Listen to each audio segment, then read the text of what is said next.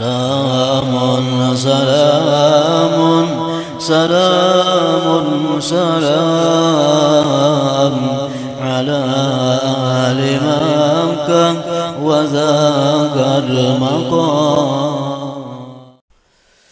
بسم الله الرحمن الرحيم.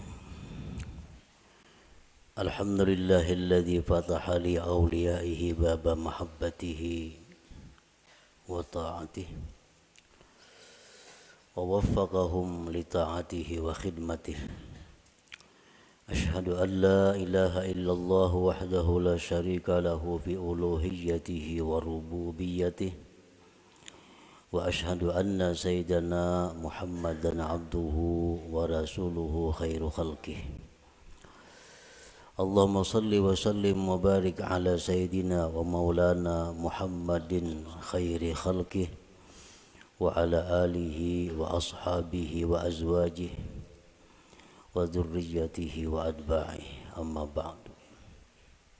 Yang kita hormati dan kita cintai para habaib dan para alim ulama, para muhibbin, hadirin hadirat rahimakumullah. Pertama-tama kita panjatkan puji dan syukur yang setinggi-tingginya kehadirat Allah Subhanahu wa taala yang mengumpulkan kita di tempat ini untuk berzikir, mengingat Allah dan mengucapkan kalimah-kalimah thayyibah lainnya. Kita berharap kepada Allah agar di dunia ini selalu dikumpulkan dalam kebaikan dan takwa, dan di akhirat nanti dikumpulkan bersama-sama dengan junjungan kita Rasulullah sallallahu alaihi wasallam. Salawat dan salam kita haturkan kepada junjungan kita Nabi besar Muhammad sallallahu alaihi wasallam dan kepada seluruh keluarga, para sahabat, zuriat dan pengikut beliau sampai hari akhir nanti. Para muhibbin rahimakumullah, sebelum kita membaca kitab Al-Hikam, terlebih dahulu kita mengenal bahwa kitab Al-Hikam ini dikarang atau disusun oleh seorang waliullah, yaitu Ahmad bin Muhammad bin Abdul Karim bin Abdurrahman bin Abdullah bin Ahmad bin Isa bin Husain ibni Athaillah, dan beliau wafat pada tahun 709 Hijriah di Qahirah, Mesir. Kemudian kitab Al-Hikam ini merupakan salah satu daripada yang beliau karang. Hikam itu adalah kalimat jamak yang artinya kumpulan daripada hikmah.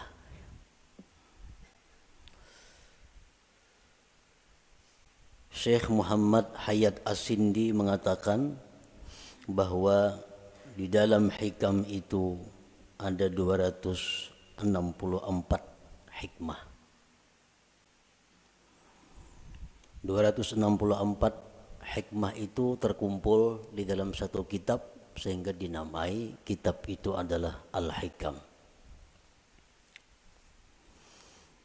Nah, mengenai hitungan berapa hikmah yang ada di dalam kitab Al-Hikam itu bermacam-macam para ulama menghitungnya. Ada yang mengatakan jumlah hikmah yang ada di dalam hikam itu berjumlah 264. Ada yang mengatakan 275 dan ada yang mengatakan lain pada yang demikian. Sebagaimana para ulama tidak sama pendapatnya tentang menghitung jumlah ayat-ayat yang ada di dalam Al-Quran. Ada yang mengatakan 6.666, ada yang mengatakan lain daripada itu. Para muhibbin rahimakumullah, kemuliaan dan kehebatan kitab Al-Hikam ini sampai-sampai dikatakan oleh sebahagian ulama, lau jazatis salatu bi syai'in ghairal Qur'an la jazat bi Hikam ibni Athaillah. Andai kata di dalam sembahyang itu boleh kita membaca selain Al-Qur'an, waktu qiyam, waktu berdiri, itu kan hanya Quran yang kita baca, surat Fatihah dan surah yang lain. Andai kata boleh diganti dengan yang lain, niscaya kitab Hikam ini patut dijadikan penggantinya. Niscaya kitab Hikam ini boleh untuk dijadikan penggantinya. Kenapa demikian? Karena kehebatannya dalam lapas, susunan kata-katanya, dan makna-maknanya mengandung ilmu-ilmu yang bermanfaat bagi mereka yang membaca dan memahaminya. Para muhibbin rahimakumullah, kitab Hikam itu satu matan yang banyak disyarahkan oleh para ulama. Berpuluh-puluh macam kitab syarah Hikam. Intinya adalah menguraikan seluas-luasnya apa yang terkandung di dalam hikmah per hikmah yang ada di dalam kitab Hikam itu. Nah, oleh karena itu di dalam kesempatan kita membaca kitab Hikam ini, ulun kadang mengambil kepada satu kitab syarah Hikam tertentu. Jadi artinya kita membaca matannya, kemudian kita ambil dari beberapa syarah-syarah yang ada yang telah dikarang oleh para ulama itu. Para muhibbin rahimakumullah, al-hikmatul ula, hikmah yang pertama di dalam kitab Hikam, min alamatil i'timad 'alal amal nuqsanur raja inda wujudiz zalal. Nah, ini kalimat hikmah yang pertama di dalam kitab Hikam itu. Min alamatil i'timad 'alal amal nuqsanur raja inda wujudiz zalal. Artinya, sebagian daripada tanda berpegangnya seseorang dengan amal, berkurangnya mengharap rahmat Allah ketika adanya kesalahan pada dirinya.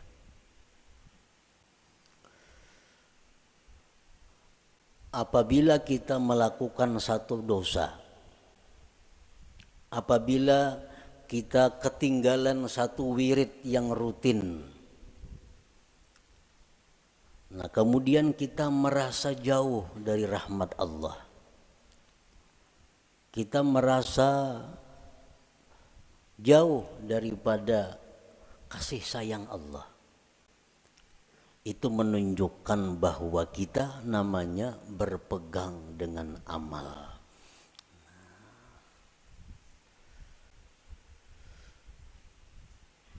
Orang-orang yang mulia, orang-orang yang sudah mengenal lebih jauh tentang Allah Subhanahu wa ta'ala, dalam keadaan apapun mereka itu tidak berkurang harapnya kepada Allah. Baik mereka dalam melakukan taat atau mereka sedang diuji dengan kemaksiatan, harap mereka kepada Allah tetap sama. Kenapa sebabnya? Karena mereka tidak berpegang kepada amal. Mereka itu berpegang kepada rahmat Allah, berpegang kepada anugerah Allah Subhanahu wa ta'ala. Para muhibbin rahimakumullah, Amal itu artinya adalah harakatul jismi awil qalbi. Itu ngarannya amal. Gerak tubuh, gerak jasad atau hati. Bila bergerak awak kita nih ngarannya beramal. Nah, bila bergerak hati kita ngarannya beramal. Itu arti amal. Fa in taharraka bima fihi sawab summiya ta'atan. Wa in taharraka bima fihi al-iqab summiyat maksiatan.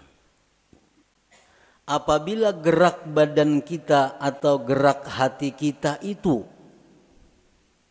ada pahalanya, itu ngarannya taat.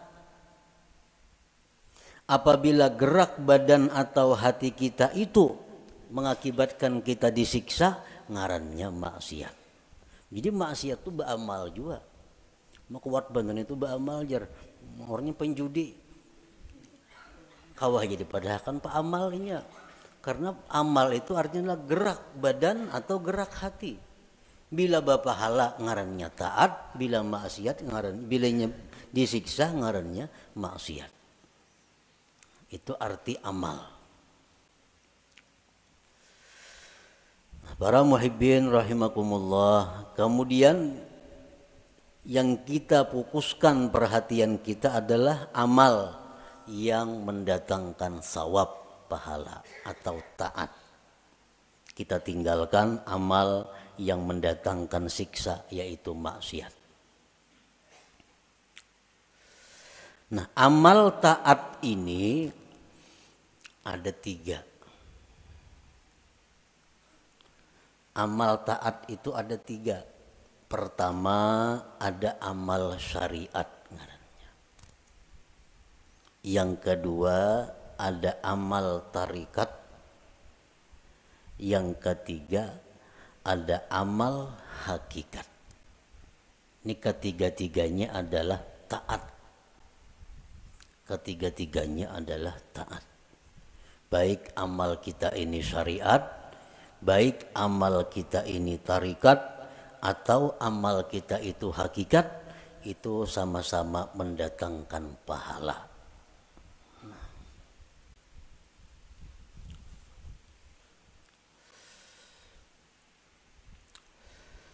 Amal syariat untuk apa? Para ulama tasawuf mengatakan amal syariat itu gunanya li islahil jawarih, untuk membaguskan anggota tubuh kita. Membaguskan mata, membaguskan telinga, membaguskan mulut, membaguskan tangan, membaguskan kaki. Itu disebut adalah amal syariat. Kayak apa mata supaya bagus? Jangan memandang yang diharamkan Allah. Kayak apa mulut nang bagus? Jangan berkata-kata yang dilarang Allah. Kayak apa batis nang bagus? Jangan melangkah kepada jalan yang diharamkan Allah.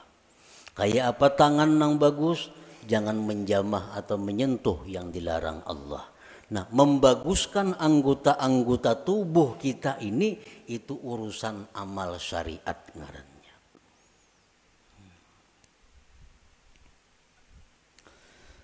Wa amalut tariqah li islahil qulub.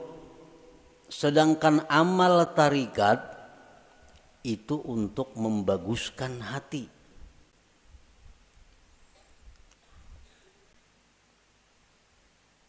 Amal tarikat itu gunanya adalah membaguskan hati. Kayak apa supaya hati jangan sombong, itu urusan amal tarikat yang membaguskan. Kayak apa hati supaya jangan ria, itu amal tarikat yang membaguskan. Kayak apa hati supaya jangan dengki, itu urusan amal tarikat yang mengurusnya. Nah, jadi amal tarikat itu adalah gunanya untuk membaguskan hati. Wa amalul hakikah li islahil arwah, sedangkan amal hakikat itu untuk membaguskan arwah, membaguskan roh. Kayak apa roh kita ini supaya bagus? Roh nang bagus tuh nang kayak apa? Roh nang bagus tuh roh yang mengenal Allah. Roh yang bagus, roh yang mengenal Allah. Nah, kayak apa supaya roh kita ini bisa mengenal Allah? Itu urusan amal hakikat nang maaturnya.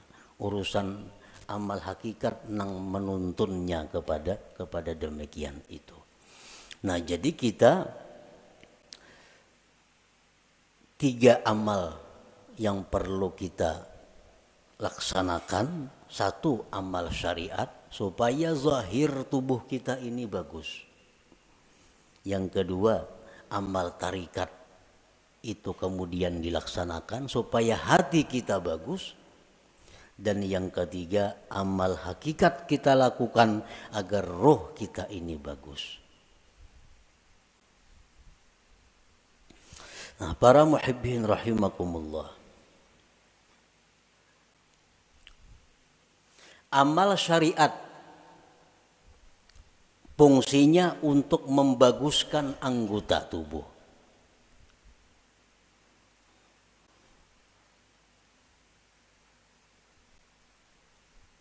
Amal syariat fungsinya untuk membaguskan anggota tubuh. Apa inti daripada amal syariat itu? Amal syariat itu saling banyakkan. Tetapi kembali kepada 3 pokok. 3 pokok inilah yang disebut dengan amal syariat. Pertama, tobat. Nah, pertama tobat. Yang kedua, takwa. Yang ketiga, istiqamah. Nah, ini seluruh amal syariat kembali kepada 3 ini. Tobat, kemudian takwa, kemudian istiqamah. Nah, tobat artinya apa? Membersihkan diri daripada yang kotor-kotor. Membersihkan diri daripada maksiat-maksiat. Itu tobat. Dimandii, nah, mandi itu tobat ngarannya. Imbah mandi hanyar dipakaiani.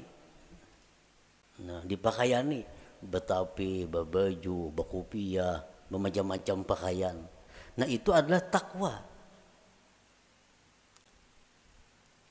Nah, kayak apa supaya jangan lepas pakaian itu dari kita?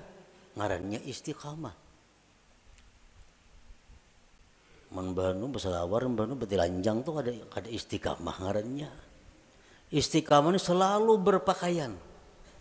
Nah, artinya apa? Selalu menjunjung perintah Allah, menjauhi yang dilarang Allah dalam keadaan apapun. Itu istiqamah. Dalam keadaan susah, rajin ibadah. Dalam keadaan kaya, rajin ibadah. Dalam keadaan sakit, rajin ibadah. Dalam keadaan sihat, rajin ibadah. Dalam keadaan apapun ibadah kada tertinggal. Ini ngarannya istiqamah. Nah, 3 hal itu urusan amal syariat.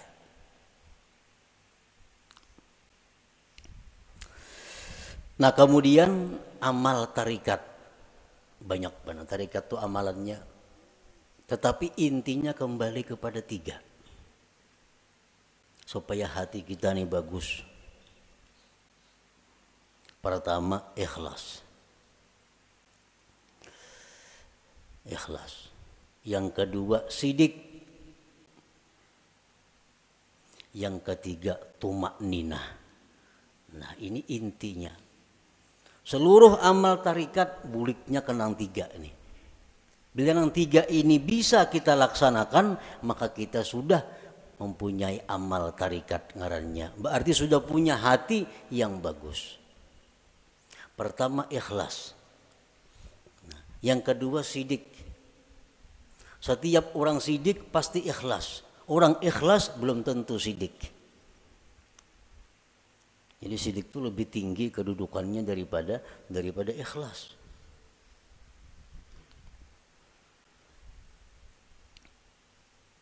Orang sembahyang itu bisa ikhlas, belum tentu sidik.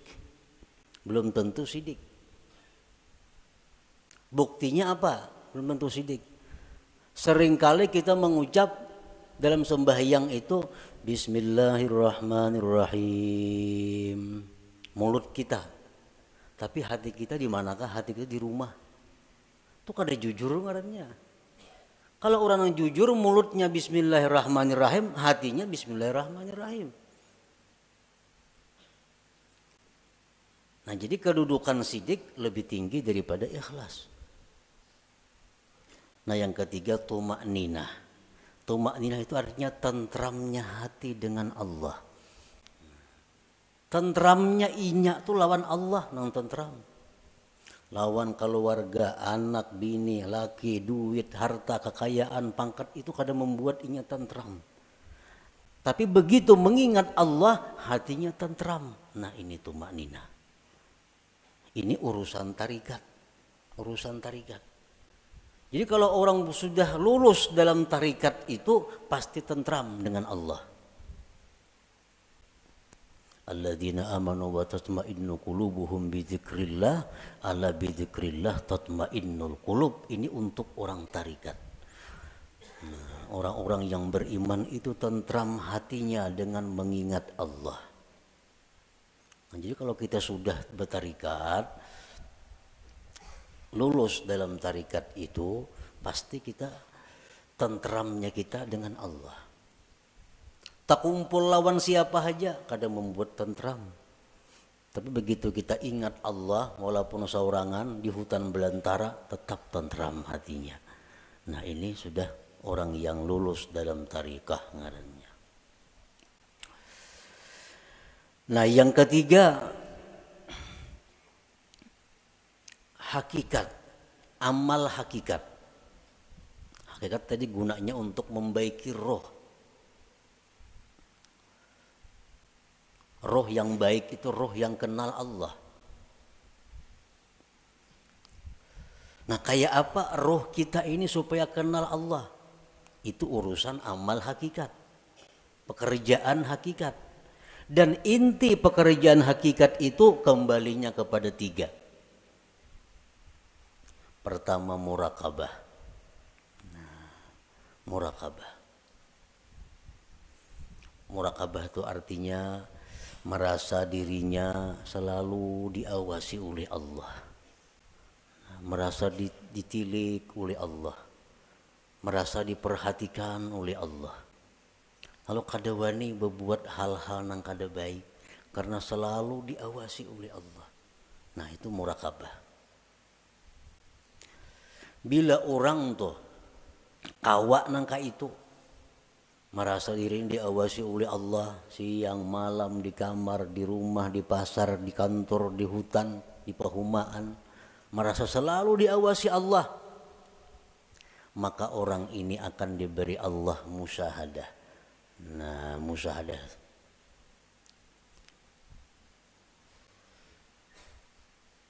Bila orang itu sudah musyahadah lawan Allah, ngarannya ma'rifat lawan Tuhan. Jadi amal hakikat ini tiga, murakabah, musyahadah, ma'rifat. Itu amal hakikat ngarannya.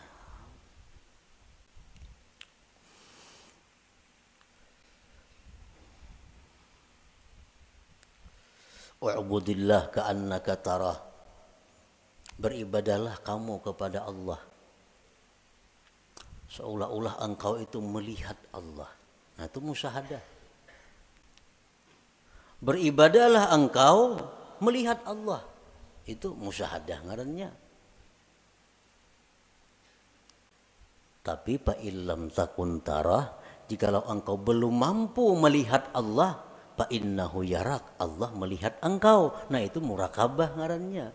Kalau kita merasa dilihat oleh Allah siang, malam, bisukan, kamarian, dimanapun merasa dilihat oleh Allah, itu ngarannya kita murakabah. Satu saat kalau kita terus menerus demikian, kita akan musyahadah. Kita akan musyahadah. Bila musyahadah tuh diberi ma'rifat ujung-ujungnya. Nah, amal hakikat itu 3 macam. Muraqabah, musyahadah, ma'rifah. Nah, para muhibbin rahimakumullah. Jadi amal ada 3. Amal syariat, yang pertama kita laksanakan amal syariat. Tobat, takwa, istiqamah. Supaya apa? Zahir tubuh kita bagus. Yang kedua, amal tarikat. Supaya hati kita baik. Dengan apa? Ikhlas, jujur, tumakninah. Tentram dengan Allah. Yang ketiga, amal hakikat. Supaya roh kita ini baik. Muraqabah, musyahadah, ma'rifat. Para ulama sufi mengatakan la yasihul intiqal ila maqamin hatta yuhaqqika ma qablah. Tidak sah seseorang itu berpindah ke suatu makam, ke suatu amal, ke suatu perbuatan sebelum memantapkan sebelumnya. Sebelum mantap nang pertama jangan berpindah. Nang pertama apa tugas kita? Syariat. Amal syariat. Nah, jangan hendak masuk ke amal tarikat amun ini belum mantap. Jadi apa yang harus kita mantapi terlebih dahulu? 3 perkara. Tobat, takwa, istiqamah. Nah 3 ini diurus. Bila 3 ini kita sudah mantap, nah hanya kita naik ke amal tarikat. Pertama tobat. Jadi pengertian tobat ini jangan kita beranggapan bahwa nang batubat itu orang-orang beriman nang perlu kada. Kita ini perlu kepada tobat. Jangan dianggap orang nang tengah jalan itu nang harus bertobat. Jangan orang-orang nang kada karuan itu kita anggap inya perlu bertobat. Sebenarnya kita sendiri mesti selalu tobat. Kita tiap hari mesti tobat. Kita merasa kadang-kadang orang aja yang perlu bertobat, seorang kada perlu asa baik. Nah ini nang kada mau naik kelas. Umuran itu aja. Kenapa? Karena bila merasa tobat orang nang perlu bertobat, seorang ini asa bujur sudah. Pada tobat itu perlu setiap orang. Walaupun lain-lain bentuk tobatnya. Sebagian orang ada yang mesti tobat daripada kafir. Sebagian orang ada yang perlu tobat daripada dosa besar. Sebagian orang ada yang perlu tobat dari dosa kecil. Sebagian orang ada yang perlu tobat daripada makruh. Tobat daripada khilaful aula yang kurang baik. Jadi setiap manusia dengan tingkatan apapun itu mesti tobat.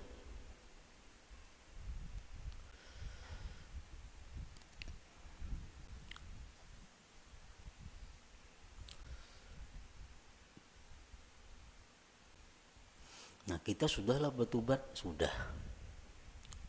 Dulu minum arak, sekarang ampih. Dulu penjudi, sekarang ampih. Tobat. Dulu ketujuh riba, sekarang ampih. Tobat. Dahulu suka zina, sekarang ampih, sudah tobat. Nah cuma tahukah kita tobat kita itu diterima atau kada?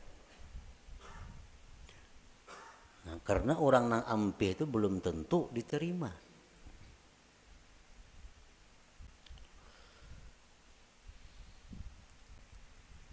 Intinya adalah diterima. Apakah tobat kita itu sudah diterima oleh Allah atau belum? Nah ini yang kada tahu. Maka kita kada boleh naik ke suatu makam, ke suatu tingkatan sebelum memantapkan tingkatan yang pertama, hanyar tingkatan yang kedua, mantap nang kedua, hanyar naik ke tingkatan nang ketiga.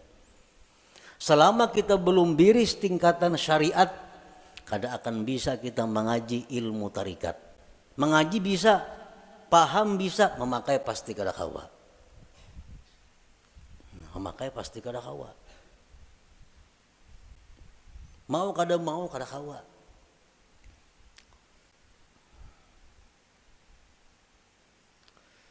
Tarikat belum biris, belum matang, belum selesai, kada akan bisa naik kepada hakikat. Maka dengan hakikat itulah kita bisa dapat kepada ma'rifat. Nah, jadi diibaratkan itu ma'rifat itu satu mutiara. Nah, mutiara, andaknya mutiara itu di dalam ruangan nang halus, muat awak. Ruangannya muat awak. Ruangan nang halus ini andaknya di sebuah kamar. Nah, kamar kawah jorong boleh membaanam. Dan kamar itu andaknya dalam sebuah rumah. Nah, rumah ini mau naik sepeda motor kawah aja ke rumah.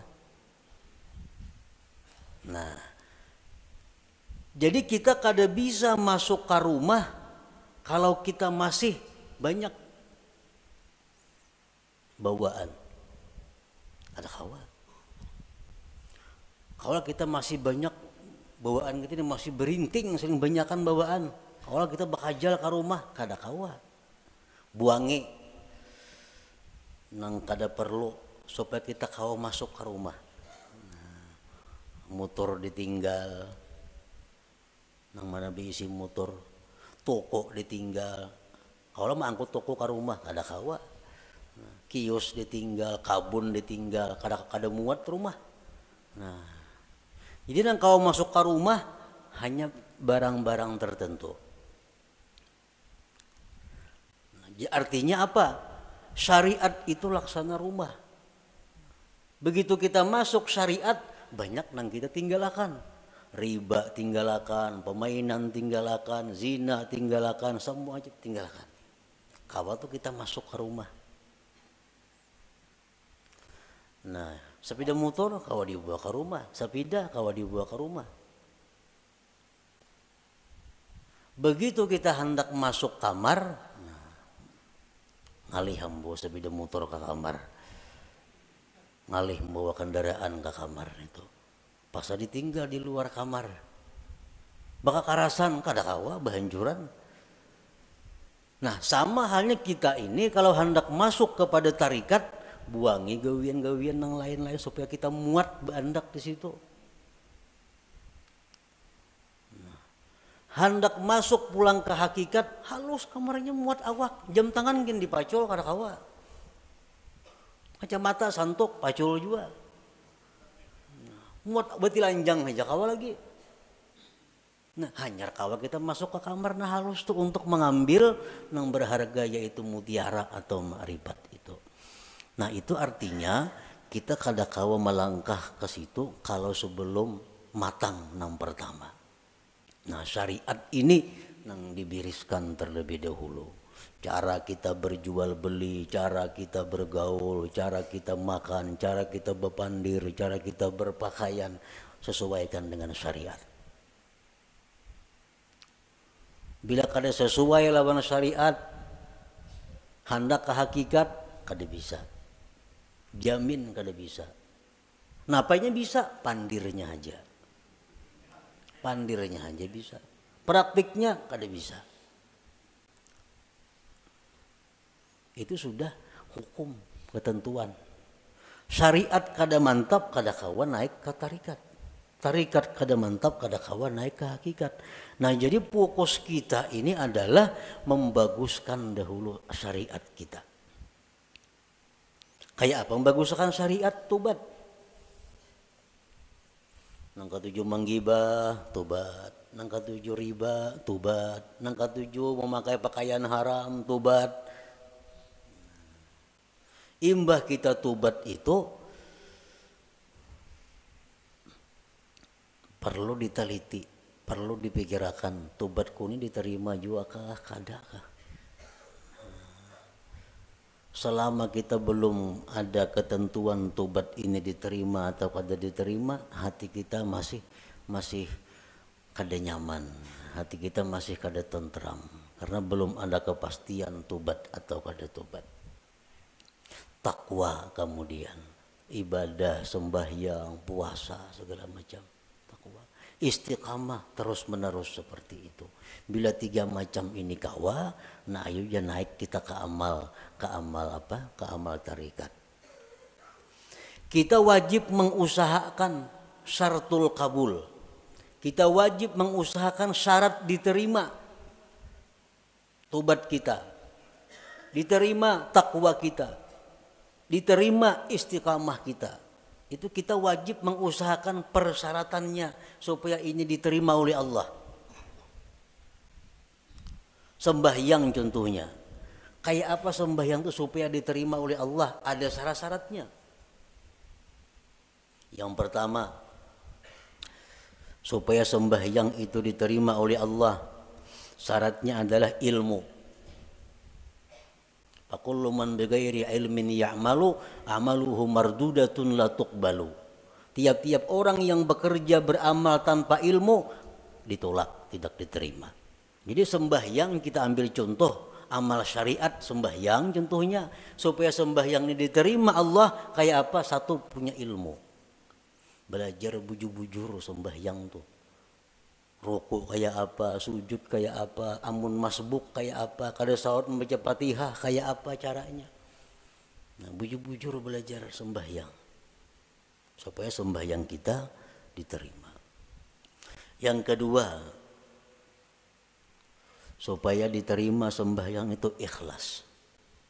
Berhubung ini amal syariat, ikhlasnya pun ikhlas syariat. Ikhlas syariat yang kayak apa? Sembahyang mengharapkan surga, sembahyang karena takut lawan api neraka, ikhlas menurut syariat. Sembahyang kita mudahan masuk surga dengan itu syariat bujur, ikhlas. Kenapa sembahyang? Takutan kalau pindah ke neraka mati, itu ikhlas dalam syariat. Jangan ada tujuan lain sembahyang. Contoh, kita ambil contoh sembahyang supaya dipuji orang, supaya dihormati orang, dimuliakan orang. Jangan ada sedikit pun dalam hati demikian. Ikhlas. Yang ketiga, syaratnya diterima itu sembahyang atau amal-amal ibadah lainnya muwafaqatus syurut wal arkan wal adab. Sembahyang kita ini sesuai syarat. Penuhi syarat-syaratnya apa? Rukun-rukunnya apa? Adabnya apa? Orang hendak sembahyang mesti berwudu, suci daripada hadas najis, menutup aurat, menghadap kiblat, masuk waktu. Nah, penuhi. Bersihin najis, sucikan hadas dengan wudu, tutup aurat, tunggu waktu sembahyang, bila masuk hanyar sembahyang. Nah, itu syaratnya sudah biris. Syaratnya biris, rukunnya, rukun sembahyang. Rukuk kayak apa, bacaan Fatihahnya kayak apa, sujudnya kayak apa, sesuaikan dengan aturan. Embah itu pulang adab. Walaupun sembahyang ini syaratnya cukup, rukun cukup, tapi kada beadab, itu bisa kada diterima.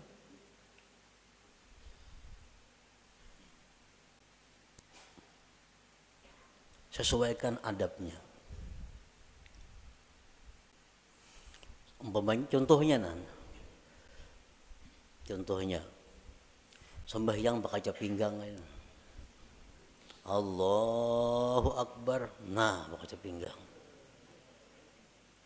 Ini lawan syarat kada bertentangan, lawan rukun kada bertentangan, tapi adab bertentangan. Allah kada menerima sembahyang kayak ini. Harap tinggi Tuhan sembahyang kayak itu. Allahu Akbar. Nah. Jadi adab sembahyang termasuk nang sunat-sunat dalam sembahyang dilaksanakan. Yang keempat, ada mubtilat wal mukrihat wal makruhat. Tidak ada yang membatalkan dan yang dibenci Allah. Sembahyang atau ibadah kadang membatalkan, kadang dibenci Tuhan. Kita gawi semua nang sunat, jauhi nang makruhnya. Yang kelima, Al-halal fima yata'allaqu bih. Halal pada sesuatu yang berhubungan dengannya. Nah, pada berhubungan makan, minum untuk tenaga, pakaian, tempat. Itu mesti halal. Rasulullah bersabda, "Man akala luqmatan min haram lam tuqbal minhu salatu arba'in lailah." Orang yang makan satu suap daripada makanan yang haram tidak diterima sembahyang 40 malam. Sasuap tuh kita makan nang haram 40 malam sembahyang kita ditolak Allah. Sepiring berapa suap?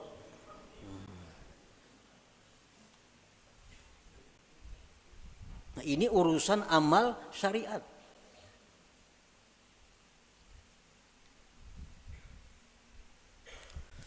Pakaian kita mesti halal. Rasulullah SAW bersabda, "Man ishtara sauban bi ashri darahim bi samanihi dirhamun haram lam yaqbalillah salatahu ma dama alaihi minhu syai." Barang siapa nukar pakaian 10 dirham, 1 dirham ada yang haram, kada Allah terima sembahyangnya selama itu masih ada. Nah, jadi kalau amal syariat ini kita biriskan dan kita usahakan syarat diterima oleh Allah, nah hanya kita melangkah ke amal hak tarikah. Hanya ke amal tarikah. Para muhibbin rahimakumullah. Imam Ahmad Ibnu Athaillah tadi mengatakan, termasuk tanda orang yang berpegang dengan amal, kurangnya berharap kepada Allah ketika terjadi maksiat pada dirinya. Nah, sekarang kita tadi beramal, tobat sudah kita laksanakan, syarat-syarat untuk diterima sudah kita laksanakan, takwa sekarang ini kita laksanakan, istiqamah kita laksanakan. Jangan sekali-kali kita berpegang, kita condong, kita gembira dengan tobat, takwa, dan istiqamah itu. Jangan sekali-kali kita berpegang, jangan sekali-kali kita bersandar, jangan merasa gembira dengan tobat, takwa, dan istiqamah tadi. Kenapa sebabnya? Karena takwa, tobat, istiqamah itu bagian amal syariat tuh, itu kada akan bisa memasukkan kita ke dalam surga. Ada perlu kita gembira dengan itu. Lalu apa nang kita gembirakan? Nang kita banggakan, nang kita gembirakan itu adalah rahmat Allah nang datang kepada kita sehingga kita bisa tobat, bisa takwa, bisa istiqamah. Nah, rahmat Allahnya ini nang kita gembirakan, bukan takwanya. Nah, bila kita menggembirakan dengan takwa yang kita lakukan, ngarannya berpegang dengan amal. Bila orang berpegang lawan amal itu, lawan Tuhan turun naik. Bila banyak maksiat asa jauh lawan Tuhan. Bila berbuat taat asa parak lawan Tuhan. Padahal Tuhan tuh ada berjauh berparak sebenarnya. Nah, di situ kelemahan tauhid kita. Kenapa kita bila berbuat maksiat asa jauh lawan Tuhan? Berbuat taat asa parak lawan Tuhan. Karena kita berpegang lawan amal. Jika kita berpegang dengan rahmat Allah, apapun keadaan kita selalu dekat dengan Allah. Baik dalam maksiat kita dekat dengan Allah, waktu taat dekat lawan Allah, karena kita berpegang lawan Allahnya, bukan dengan amal kitanya. Nah, ini min alamatil i'timad 'alal amal nuqsanur raja inda wujudiz zalal. Rasulullah SAW bersabda, la yadkhula ahadukumul jannah bi amalihi. Seseorang kamu, ujar Nabi, selamanya tidak akan bisa masuk surga dengan amalnya. Nah, buat apa kita berpegang lawan amal? Buat apa kita gembira dengan tobat, gembira dengan takwa, gembira dengan sembahyang? Nah, apa gembira akan? Itu kadang membawa ke surga, ujar Nabi kita. Qalu wala anta ya Rasulullah, qala wala ana. Aku pun ya Nabi, amalku kada bisa masukkan aku ke surga. Illa ayyatagammadani Allah birahmatih, kecuali Allah yang meliputkan aku dengan rahmatnya. Nah, rahmatnya ini yang kita gembirakan. Oh, kita gembira, kita suka tobat sebab Allah memberikan rahmat kepada aku. Bukan dengan tobatnya kita gembira, tapi dengan rahmat yang diberikan Allah kepada kita. Nah, itu yang kita pegang. Bila kita memegang rahmat Allah, kita kada akan berubah dengan Allah dalam keadaan taat atau dalam keadaan maksiat. Nah, inilah inti daripada yang dimaksud dalam hikmah yang pertama Imam Ahmad Ibnu Athaillah, min alamatil i'timad alal amal nuqsanur raja inda wujudiz zalal. Tanda orang yang berpegang dengan amal, kurang berharap, rasa jauh bila mana dia maksiat kepada Allah. Padahal kada boleh itu. Jadi kita dalam taat dekat dengan Tuhan. Kita waktu maksiat pun jangan merasa jauh lawan Tuhan, tetap dekat dengan Tuhan. Karena maksiat taat itu adalah bagian daripada amal. Amal kada perlu kita pegang. Yang kita pegang adalah Allah, rahmatnya dan anugerahnya. Nah, kemudian sesudah itu al-hikmatus saniyah, hikmah yang kedua daripada Imam Ahmad Ibnu Athaillah, iradatuka tajrid ma'a ikamatillah iyyaka bil asbab minasyahwatil khafiyah wa iradatukal asbab ma'a ikamatillah iyyaka bit tajrid inhitatun anil himmatil aliyah. Nah, itu kita baca insyaallah pada minggu yang akan datang.